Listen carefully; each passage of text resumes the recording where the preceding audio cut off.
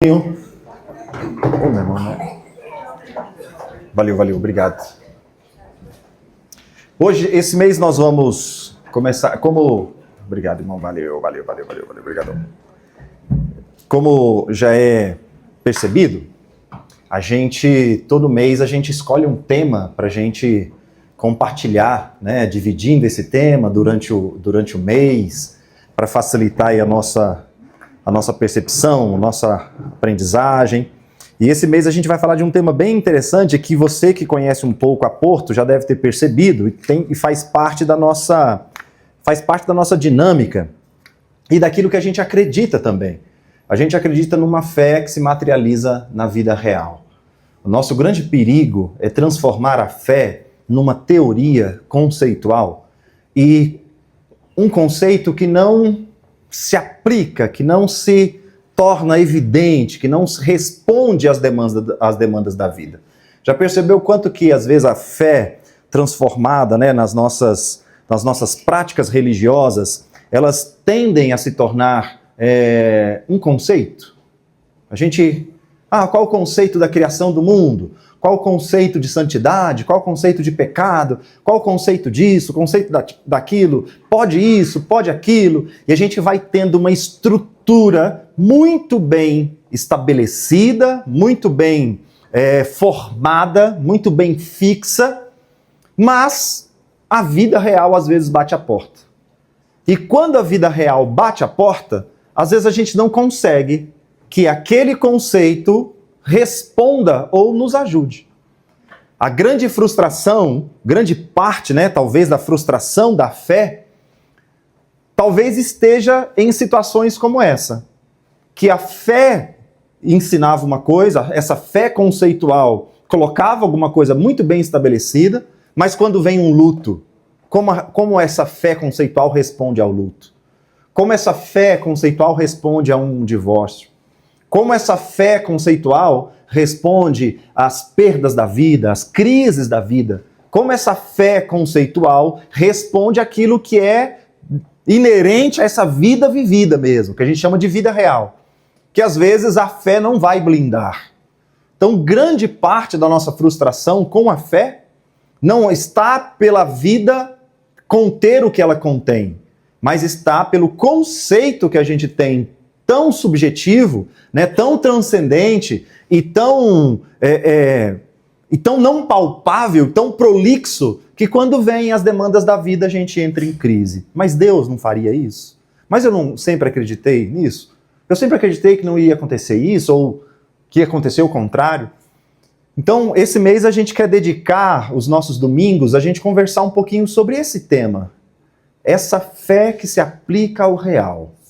Quando o extraordinário que a gente chama, Deus tem o extraordinário para mim, grandes coisas fez o Senhor por nós, o melhor de Deus está por vir. Quando a gente começa a pensar nessa vida, será que o extraordinário na fé não é apenas viver?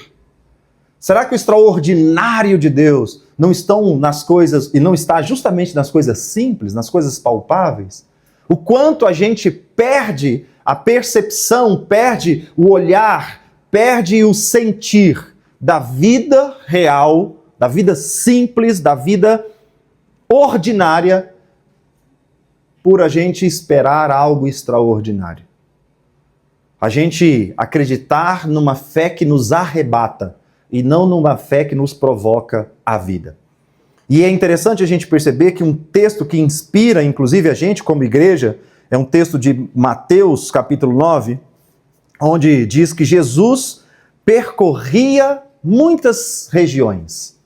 Jesus percorria cidades, povoados, conversava com a galera nos lugares, acessava as pessoas nos lugares mais simples. E aí, Jesus, nesse texto, traz um diagnóstico. Ele diz assim: as pessoas estão aflitas e cansadas, aflitas e exaustas. E outra versão diz: essas pessoas estão aflitas e desamparadas, como uma ovelha que não tem pastor. Esse texto é fantástico, inclusive a gente compartilhou um texto essa reflexão no nosso último desafio aí das 5 horas da manhã. Só os loucos sabem. que quer acordar às 5 horas da manhã para estudar a Bíblia. E a gente estudou justamente sobre esse texto, o impacto dele na nossa vida. Jesus estava dizendo justamente alguém que, mesmo diante de uma estrutura muito bem estabelecida, não conseguia acessar esse conhecimento para a vida comum. Gente que vai à igreja todo domingo, gente que lê a Bíblia, gente que sabe as doutrinas da reforma, gente que sabe tudo sobre predestinação, sobre arminianismo, sobre pré ou pós-tribulacionismo, sabe tudo sobre pecado, sabe tudo sobre Satanás, mas não sabe nada sobre a vida. Quando vem a vida se frustra. Quando vem a vida, a fé abala. Quando vem a vida, a fé se torna apenas mais um jargão. Então, como a gente vai viver essa vida de forma prática?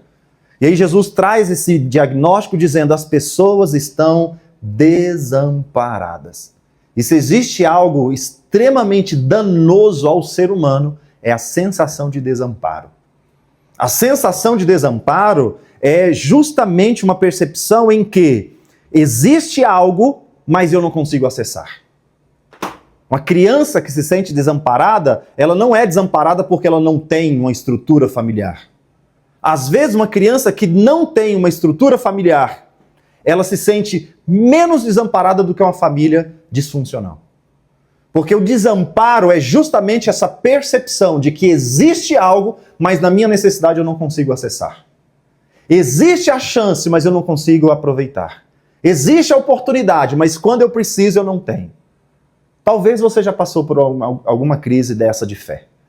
Quando alguma coisa te aconteceu e você foi buscar na sua fé, aquilo que você acreditava talvez não te sustentou.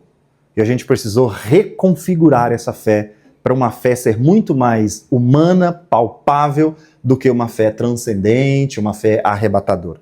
E eu queria ler um texto com a gente hoje. Hoje nós vamos falar sobre um tema sobre partilha, que a vida da fé começa com a partilha. E eu queria ler um texto de João capítulo 6 com a gente.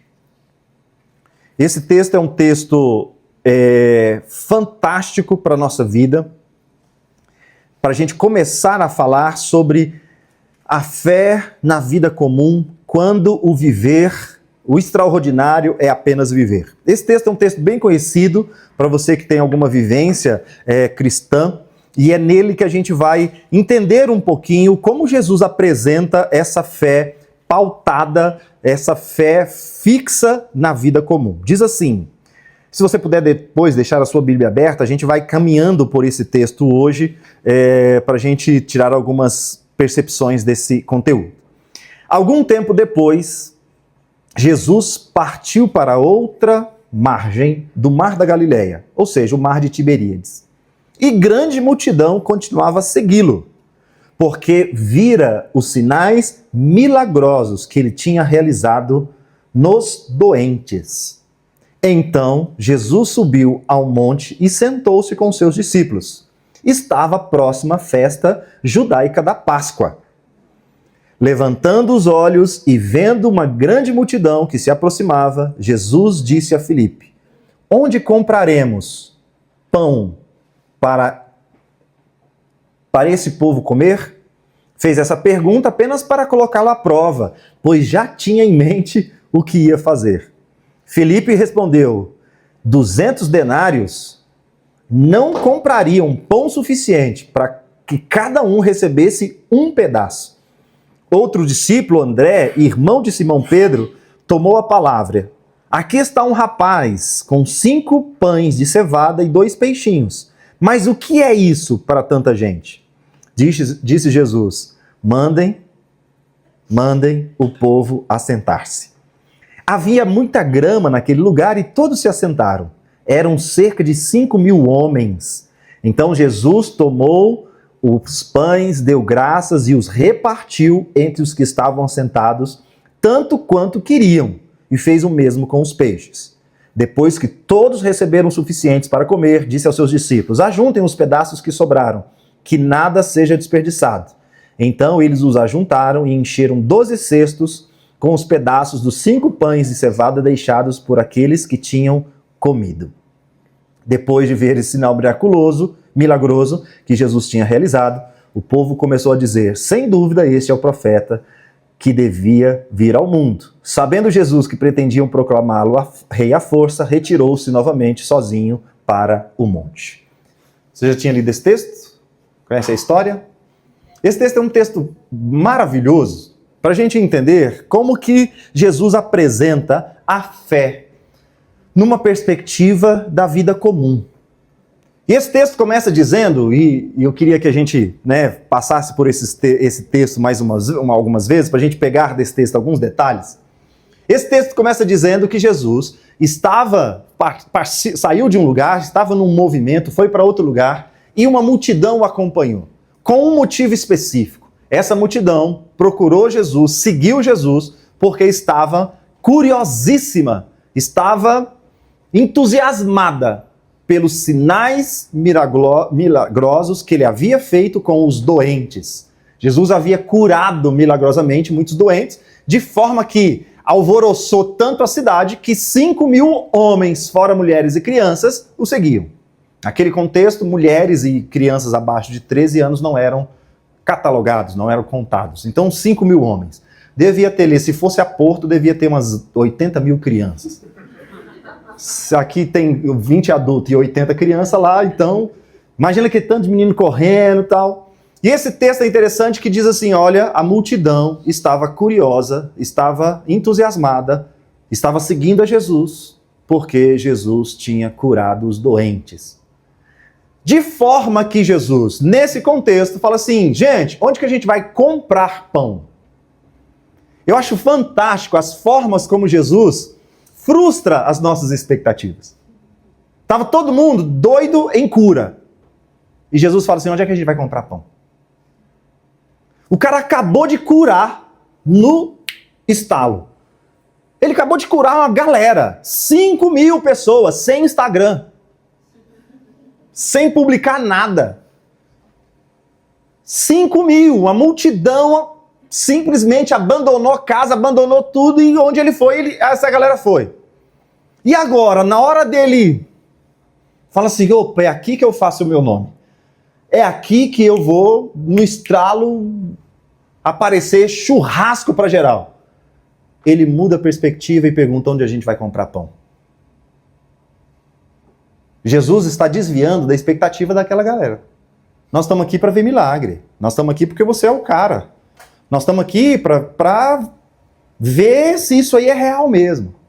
E Jesus muda a perspectiva e fala assim, Felipe, onde que a gente vai comprar pão? Felipe perde as estribeiras. Fala assim, 200 denários aqui não seria suficiente.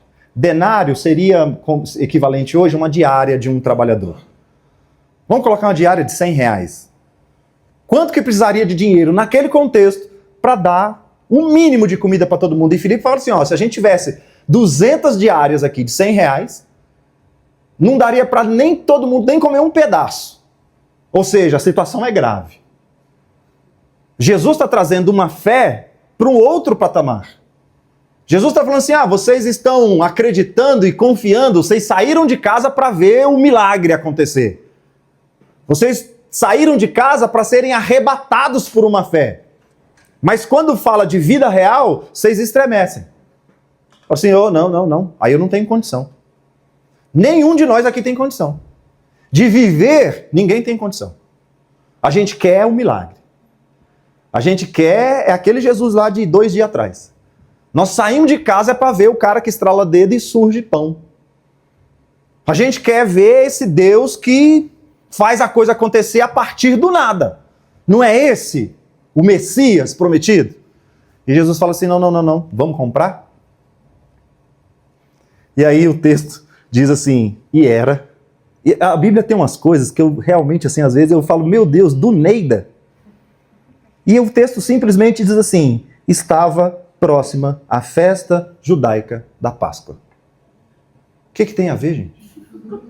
Tipo assim, do nada, estava próxima. Então subiu, sentou e estava próxima a festa da Páscoa. O que se celebra na Páscoa? A libertação da escravidão. E como que se celebra a Páscoa? A partir de uma mesa com alimento. O que Jesus estava ensinando nesse contexto? Existe alguma escravidão ainda imperando no nosso coração que a Páscoa ainda não conseguiu tirar. Então hoje eu vou exorcizar esse demônio. Estava próxima a festa, onde todo mundo sentava, comia para relembrar que Deus havia os tirado de uma escravidão. Mas ainda o espírito, ainda a mente, ainda o coração era escravo de quê? De alguma coisa. E Deus, Jesus então, nesse contexto, é uma interpretação minha, tá, gente? Peço licença aí aos teólogos. Eu gosto de olhar esse texto desse jeito. Vocês ainda estão escravos de alguma coisa e a gente vai conversar hoje sobre isso. Aproveitar o mesmo pão, aproveitar o mesmo peixe, aproveitar o mesmo ambiente, para a gente aprender que aí a gente ainda está escravo de alguma coisa. E aí o texto diz, onde que a gente vai comprar? Não, se a gente tiver 20 mil reais aqui, não vai dar certo. Mesmo que a gente tenha aqui 20 mil, não vai dar certo. E aí alguém também falou assim, não tem nada a perder. Tem um cara aqui, tem um menino. E o texto diz, é um menino. Tem um menino aqui que tem 2 pães e 3 peixes, 5 pães, é só para saber se vocês estão ligados, né? Tem um rapaz aqui que tem 5 pães, 2 peixes. Mas, gente, também não dá. Também não dá, porque são 5 mil. E aí, nesse contexto, de 5 mil homens, 5 pães e 2 peixes, o que Jesus fala? Pede para a galera sentar. Agora vem o milagre. Pede para a galera sentar. E o texto diz que todo mundo se assentou na grama, de boa, e Jesus pegou aquele pão, deu graças, o partiu, deu graças pelo peixe, partiu, e todo mundo comeu. Como que você lê esse texto até hoje? O Jesus que curou o doente, fez o que com o pão? Pegou os 5 e começou a partir, e o pão da mão dele nunca acabava. Quem lê esse texto assim, diga amém. Amém. Magia. O Jesus, pegou o pão, orou e falou assim, agora vai, toma. Enquanto ele partia, o pão não acabava. E todo mundo, quer peixe? Opa, é agora. E todo mundo, mas e se o milagre não foi esse? Jesus não queria mostrar milagre. Se ele tivesse querido mostrar milagre no sentido de magia, ele não tinha nem provocado. E se o milagre nesse contexto não foi esse? E se o milagre desse texto não foi Jesus pegar 5 pães e 2 peixes e desses ingredientes, desses 8 elementos, alimentar 5 mil? E se o milagre nesse texto foi a partir da fé, a partir da confiança, a partir da esperança, a partir da voluntariedade daquele menino, de falar assim, cara, é 5 mil, eu trouxe o meu, e eu vou comer o meu aqui embaixo dessa moita quietinho, para eu continuar vendo o milagre. E se o milagre foi esse menino, diante de uma população de 5 mil, falar, o que eu tenho é nosso? E se esse menino não olhou e lembrou da oração do Pai Nosso que diz, o pão nosso, eu posso entregá-lo. E a partir desse movimento, ao ver esse jovem colocando esses ingredientes na mão de Jesus, e Jesus na fé, eu vou começar a partir. Eu vou partir. Quem está comigo? Eu vou partir. E Jesus, ao começar a partir, a galera falou assim, eita, eu tenho. Eu também tenho. Eu também tenho. Eu também tenho. Eu também tenho. E se esse foi o milagre? E se o milagre não foi multiplicar pão, mas foi despertar corações a se entregarem também? E se o milagre nessa manhã de comida, de fome, não foi algo no sentido da magia, mas foi algo de arrebatar o coração de quem tem o seu para transformar o seu em nós? Diminuiria o poder de Deus? Diminuiria o milagre? Diminuiria a ação do Espírito Santo? Diminuiria a fé? Porque nós cremos numa única forma de Deus agir, no sentido de Deus faz para mim e não a partir de mim. Por que a gente não crê que é um milagre um menino diante de 5.000 homens romper o medo da violência? Porque bicho é gente com fome. Não mexe com quem tá fome, não. Com fome a gente bate em mãe. Não é verdade? Na fome está um dos mais cruéis instintos o quê? Do ser humano. A fome faz a gente comer o outro, literalmente. Quem assistiu aquele filme dos Andes, né? Esqueci o nome. Vivos. Na fome a gente come o cadáver. Na fome a gente rompe os nossos acordos éticos e morais. Na fome a gente burla o que é mais sagrado. Na fome a gente se violenta. E 5.000 para 5 pães e 2 peixinhos, eu vou guardar o meu para mim. E se o milagre nesse texto foi Jesus tocar tanto o coração das pessoas, que a partir de um ato daquele menino, todas as pessoas falaram assim, não, eu também tenho. Eu tenho uma bolachinha aqui. Eu tenho um suco Del Valle. Eu tenho aqui um todinho que é pro meu filho. Ah não, eu tenho um creme crack. Eu tenho uma barrinha de cereal. Eu tenho uma banana que eu comprei na feira hoje cedo. Eu tenho um queijinho. Eu tenho um pãozinho de queijo. Eu tenho um cafezinho. Eu tenho uma pizza César. Pode entregar. Pode entregar. Pode entregar. E a partir disso, 5.000 pessoas comeram. Perderíamos a fé por isso? Jesus deixaria de ser Deus? Deixaria de ser um milagre? A gente está esperando o milagre em qual sentido? De fora para dentro ou de dentro para fora? Jesus está trazendo a fé para um contexto que é extremamente profundo na raça humana. Porque enquanto Deus nos alimenta nas nossas necessidades, a gente alimenta também o nosso egoísmo. Se Deus alimenta a gente com os seus milagres, a gente ainda tem a chance de quê? De alimentar as nossas pretensões, alimentar as nossas culturas, alimentar as nossas tradições. Se Deus é o Deus que parte e faz do nada virar tudo, Ele alimenta esse nosso coração humano. Mas quando Deus sai desse lugar da espiritualidade que nós projetamos e traz a fé para um cotidiano bem cotidiano, Ele está tratando o quê? Não a nossa expectativa, mas o nosso coração. Jesus, nesse contexto, está dizendo, vocês foram escravos de alguém. Vocês estão celebrando a Páscoa, mas o coração de vocês ainda está escravo. E nesse contexto, Jesus está ensinando que o Evangelho, o reino de Deus, a partir desse contexto, é um reino visto, não só a partir dos milagres magia, mas dos milagres no coração do homem. A fé no reino de Deus é uma fé que se visualiza na partilha. Não é enquanto eu tenho de Deus, é quanto eu compartilho em Deus. Não é o quanto Ele vem, estrala o dedo e as minhas comidas surgem. E os meus sustentos aparecem.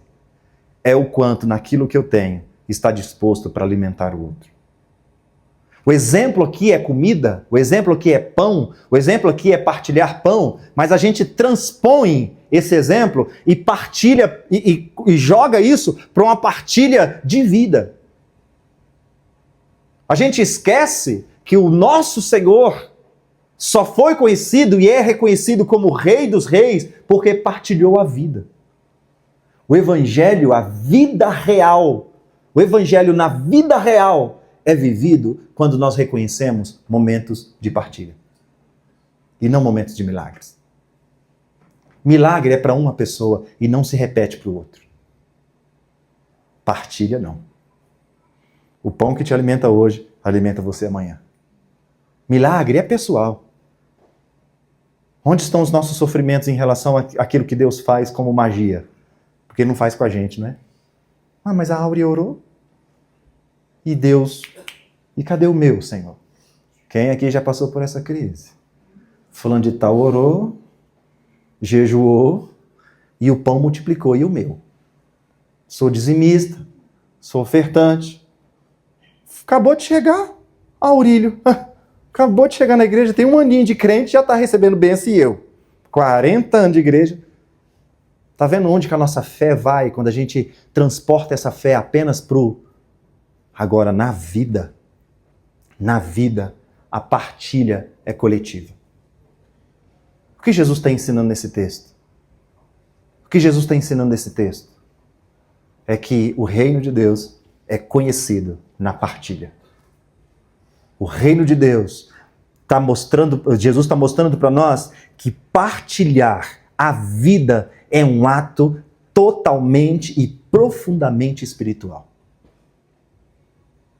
Quando eu partilho um prato de comida, quando eu partilho um copo com água, quando eu partilho um abraço, quando eu partilho um tempo, quando eu partilho uma dor, quando eu partilho algo que afeta o outro, isso é a mais profunda revelação do reino. Por isso que a Bíblia nos chama de corpo de Cristo. Nós não somos um corpo de Cristo no sentido da formação, da estrutura. Nós somos corpo de Cristo porque nós somos a visualização daquilo que não se vê. Como que as pessoas conhecem a Deus? Através do corpo de Cristo. E esse corpo é o corpo que se manifesta, o corpo que é visto, o corpo que doa, o corpo que entrega. Partilhar é a principal característica do reino de Deus. Toda vez que a gente vê alguém partilhando aquilo que é seu em prol do outro, a gente está dizendo, ali existe reino de Deus. Toda vez que alguém deixa o seu 5, deixa o seu 2 para partilhar com o outro, a gente diz, ali aconteceu o reino de Deus. Toda vez que a gente vê uma empresa que não se preocupa em lucro, mas se preocupa também em bem-estar genuíno, a gente diz, ali existe o reino de Deus. Um dos exemplos mais maravilhosos que eu já vi foi o que a gente conhece hoje como cinto de segurança de 3 pontas. Alguém inventou aquele cinto.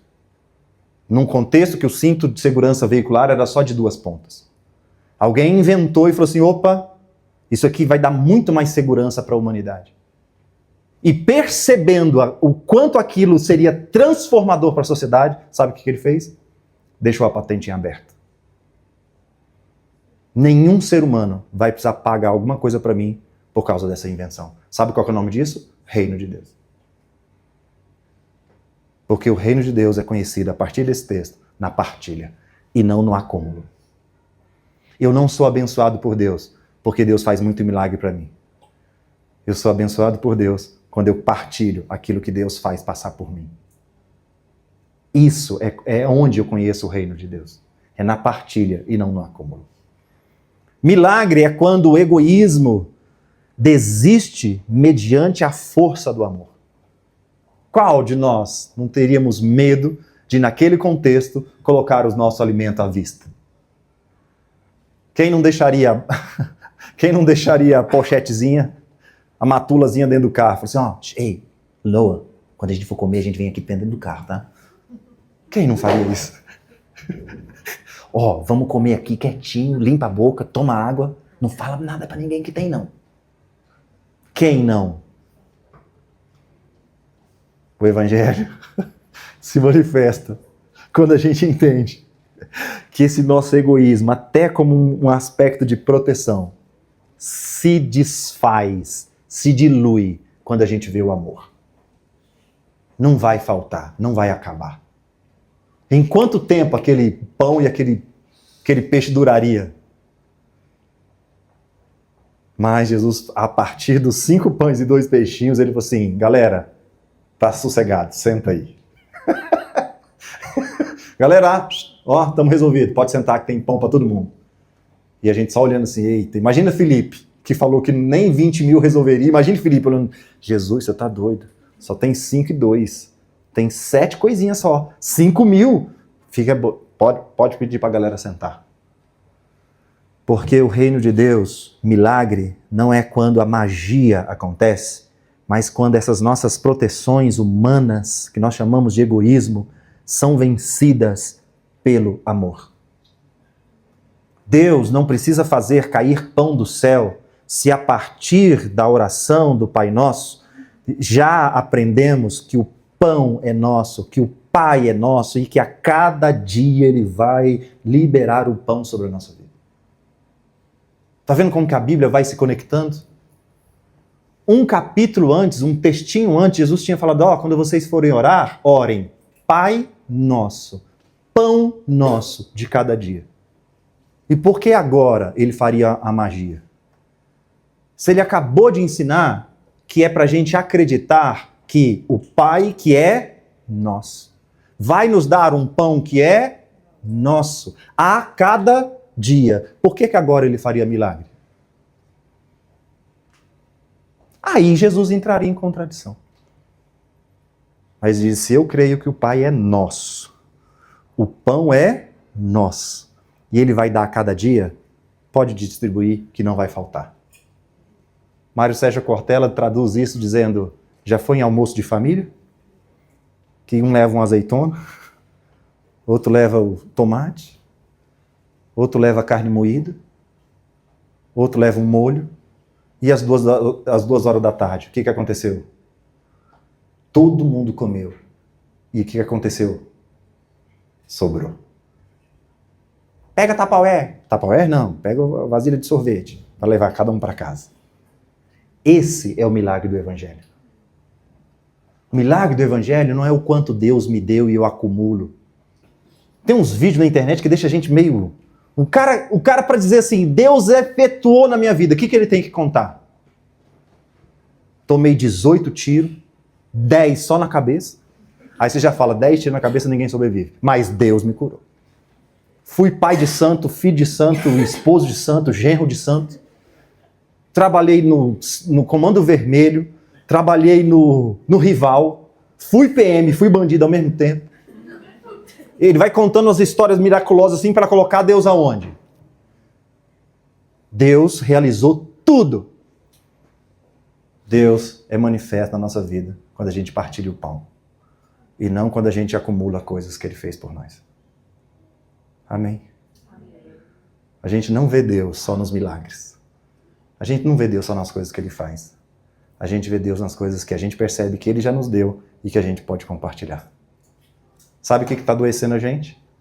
Porque a gente guarda tudo, inclusive a nossa dor, inclusive o nosso sofrimento, inclusive a nossa lágrima. Nós somos tão egoístas que a gente não guarda só carro, a gente não guarda só dinheiro, a gente não guarda só coisa boa, a gente guarda as nossas dores. Nós temos tanto medo da violência que a gente guarda até aquilo que a gente precisaria colocar para fora para servir como testemunho. A gente monta uma história, a gente monta uma vida de vitrine porque a gente tem medo da violência que pode nos acontecer. E vem um menino e diz assim, eu só tenho 5 e 2. Serve para alguma coisa? Vem uma criança, não vem um líder religioso, não veio Pedro, não veio João, que era o discípulo do colo de Jesus. Não, veio um menino. E falou assim, Jesus, ajuda alguma coisa aí? O que Jesus está dizendo é, que medo é esse que a gente tem de guardar as coisas? Tem gente querendo ir para o céu para ver se a rua é de ouro mesmo.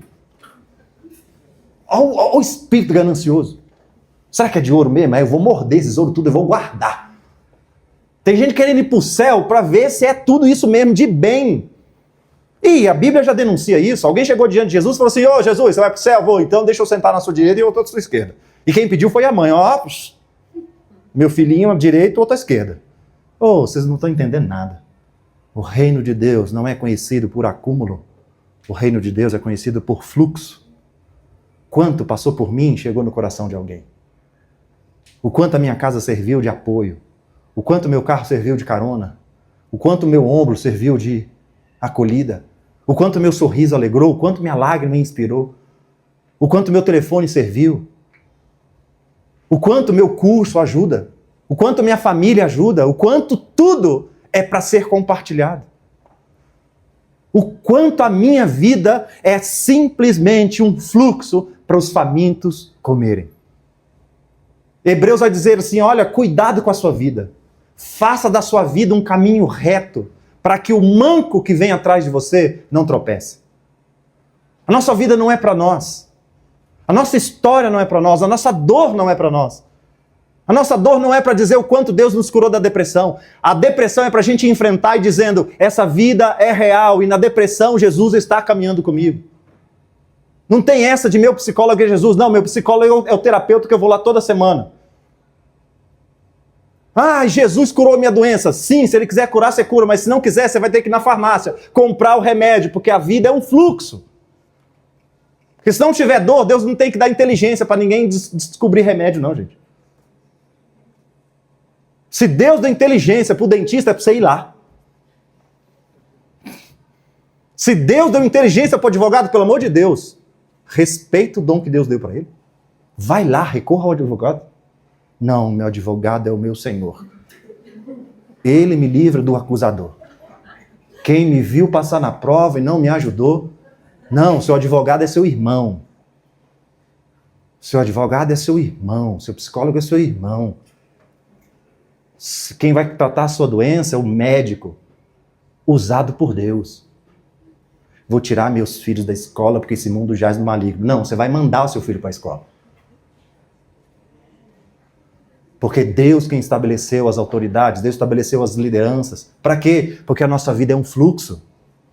Se Deus resolvesse nosso problema, acabou. É estudo, toma, Harvard. Estou com depressão, toma. A gente ia fazer o que na vida, gente? Amém? Amém. Nós somos o fluxo de Deus. E a nossa vida é um mecanismo como aquilo que a gente tem chega no coração do faminto. Por isso que na Bíblia, no Novo Testamento, existe muito mais a expressão uns aos outros do que céu e inferno juntos. O Novo Testamento repete muito mais uns aos outros do que céu, inferno, pecado. Jesus está muito mais preocupado com a nossa conectividade do que com a nossa conectividade com Ele. Nossa relação não é com Deus. Nosso BO não é com Deus. Se você crê, está salvo. Agora vamos relacionar? Crê no Senhor Jesus. Ah, é o quê? Crie. Então vamos viver. Vamos viver essa vida? Vamos deixar esse fluxo acontecer? Milagre é quando o nosso egoísmo, esse nosso lugar, esse lugar meu, ele se rende a esse lugar do amor. Milagre não está na magia de surgir pão, mas no coração que se abre para partilhar tudo que é seu. Às vezes, alguns milagres, algumas coisas na nossa vida estão emperradas. Não é porque Deus não quer dar. É porque a gente não quer multiplicar. É porque a gente não quer dividir. É porque a gente está... A Bíblia diz... Gente, é porque a gente não lê a Bíblia. A Bíblia diz assim, vocês oram e não recebem por quê? Porque vocês pedem mal. E o que é pedir mal? Vocês querem pedir para gastar com seus próprios prazeres. Por que Deus interrompe algumas coisas na nossa vida? Que a gente está fazendo de um Deus uma fonte inesgotável do nosso prazer. E quando Deus está dizendo o que eu te der, precisa chegar no faminto. Vou te dar um carro novo para você dar carona. Vou te dar uma dor para você ser curado e testemunhar. E ajudar quem passou. Paulo vai dizer, com as consolações com as quais você foi consolado, agora você consola outros. A vida espiritual é um fluxo. A vida religiosa é um tanque, é um balde. É uma represa. A vida religiosa é quanto mais Deus fez, mais abençoado eu sou, mais cargo eu tenho, mais eu sou chamado para pregar nas igrejas. O ex-padre, ex-tudo, ex-alguma coisa. A espiritualidade é quanto mais passou por mim, eu sou uma fonte onde a fome do outro, a minha fome, alimenta, o que eu tenho, alimenta a fome do outro. Amém? Amém. Tem coragem de orar? Nós não somos um balde. Quantas pessoas podem se assentar porque nós temos 5 pães e 2 peixinhos? Será que as pessoas ao nosso redor podem se assentar?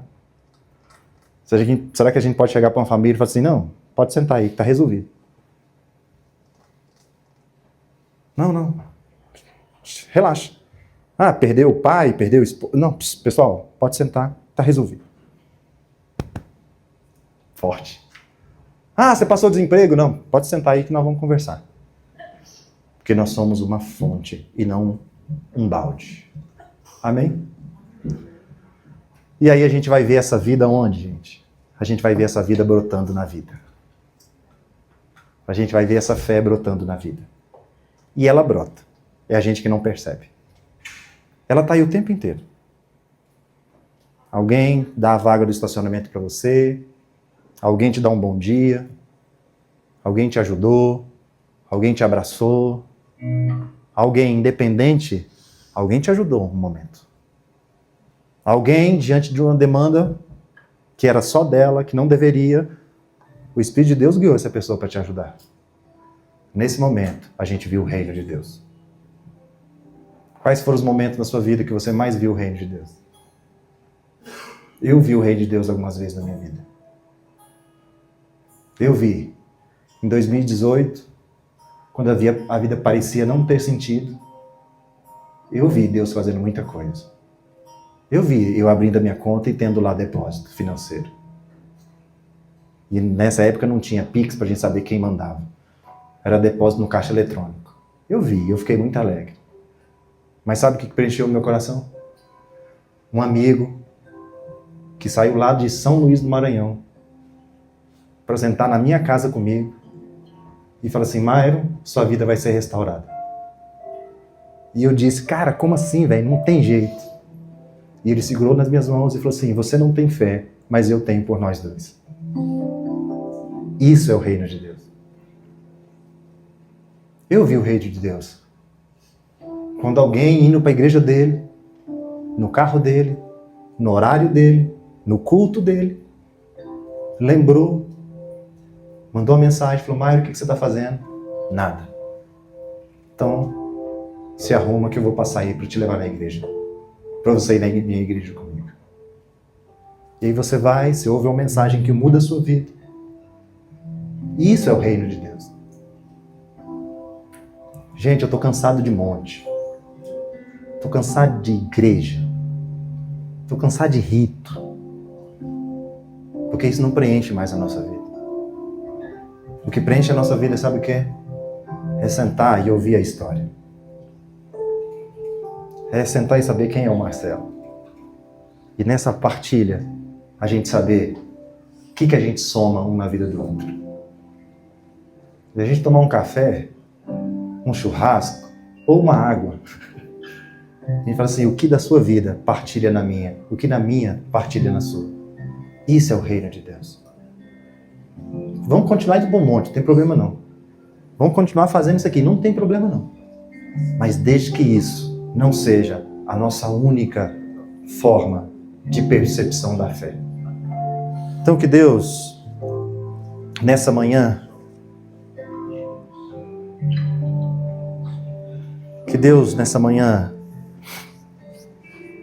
nos faça reconhecer, sim, os milagres de Jesus. Os milagres de forma mágica, mas que a gente perceba também a fé no nosso cotidiano. Alguém que podia não ter feito nada, fez algo por nós. E isso é o Evangelho. Alguém que não devia, alguém que não poderia, alguém que não tinha obrigação nenhuma, te deu um abraço. Isso é reino de Deus. Alguém que poderia seguir o elevador de boa, alguém que te deu bom dia. Isso é o reino de Deus. Alguém que tinha tudo para comer a sua comida, porque ele que trabalhou.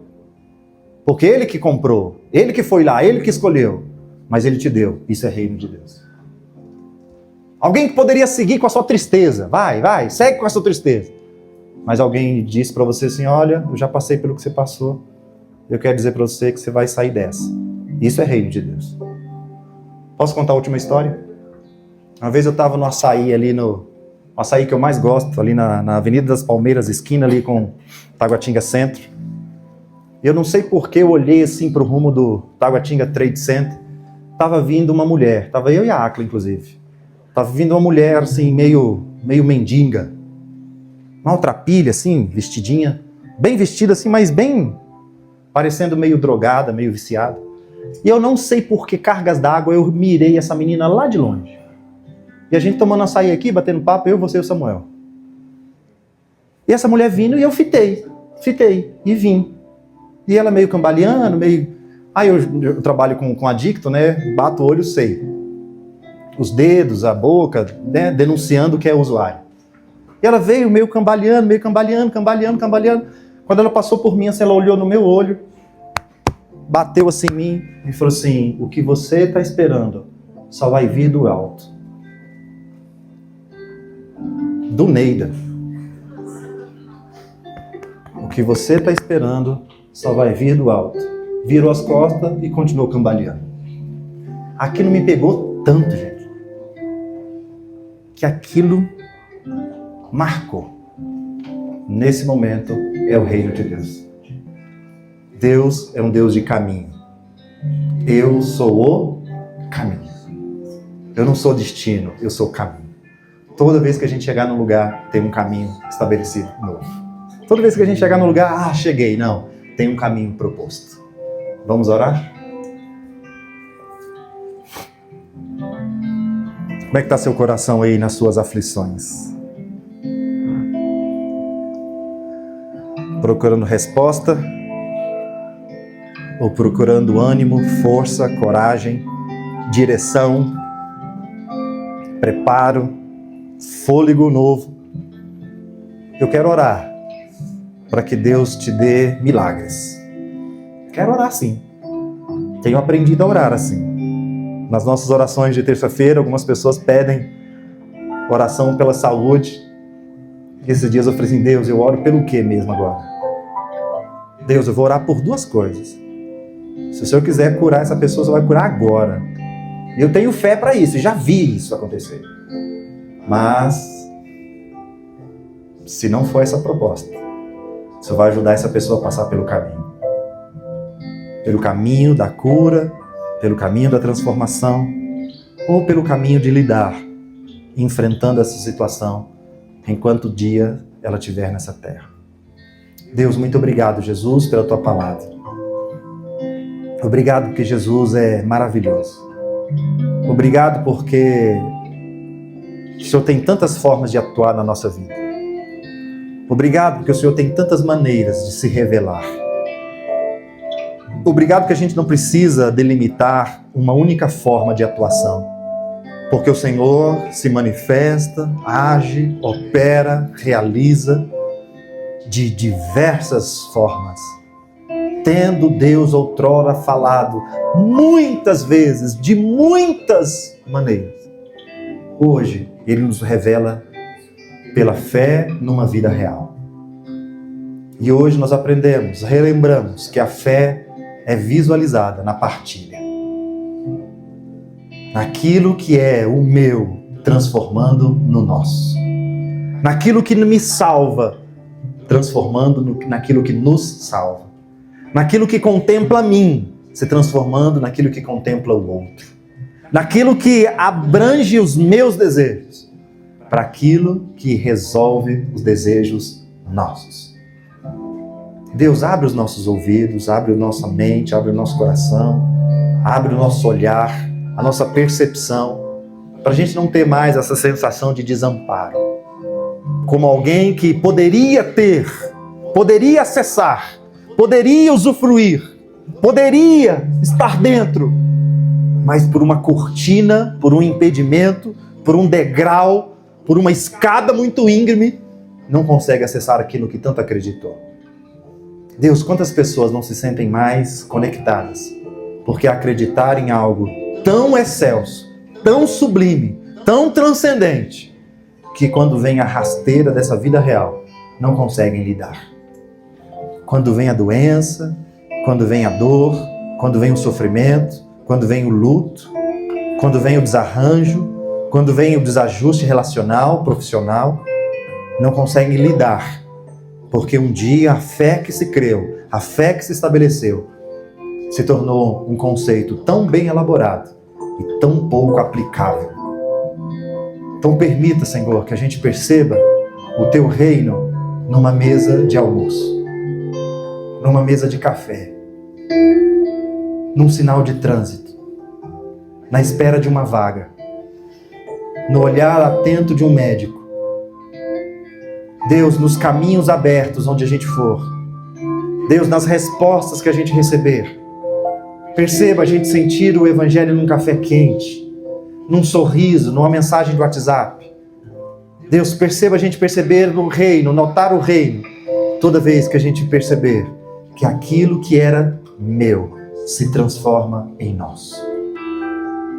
Perceba, Deus, ensina a gente a perceber que todo santo dia existe o reino de Deus se manifestando à nossa mente, à nossa frente, todos os momentos. No sorriso de alguém, no abraço de alguém, no lanche de alguém, no elogio de alguém, no puxão de orelha de alguém. Alguém que saiu do seu para transformar o seu em nosso. Alguém que notou a gente. Alguém que, mesmo na crítica dura, saiu do seu lugar para se importar com a gente. Isso é o reino de Deus. Alguém que nos corrigiu, alguém que nos encaminhou, alguém, Deus, que doou, alguém que repartiu. Deus, nos abra a nossa mente para naquele momento a gente se derramar diante de Deus e dizer: Deus, muito obrigado, porque nesse momento onde o meu se faz nosso, se manifestou o Deus Pai nosso. E que nas minhas fomes, nas nossas necessidades, esse pão seja compartilhado e percebido no nome de Jesus. No nome de Jesus. Amém. Dá um beijo quem está do seu lado aí. Os casais adoram essa parte.